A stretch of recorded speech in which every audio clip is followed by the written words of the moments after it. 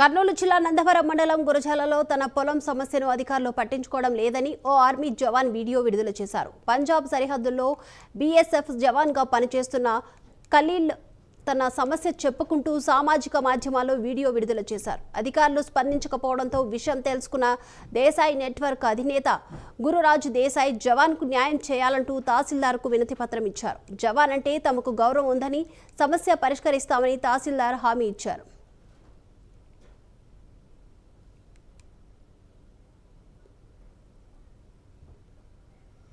నా పేరు షేక్ ఖలీల్ సార్.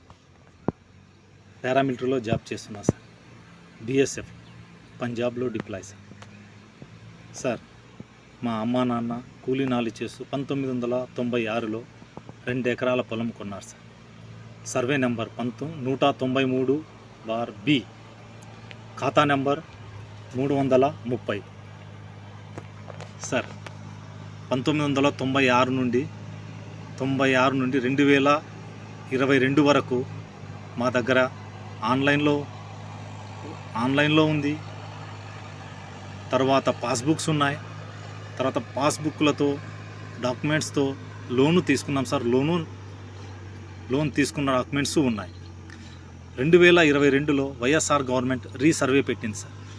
రీసర్వేలో మాకు 1 ఎకరా 32 సెంట్లు వచ్చింది సార్. 1 ఎకరా 32 సెంట్లు వచ్చింది సార్. మిగతా ల్యాండ్ పక్కన పొలంలో పక్కన ల్యాండ్లో వెళ్ళింది సార్.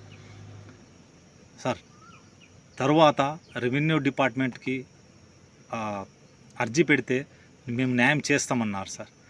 2022లో స్పందన కర్నూలుకి వెళ్ళా సార్.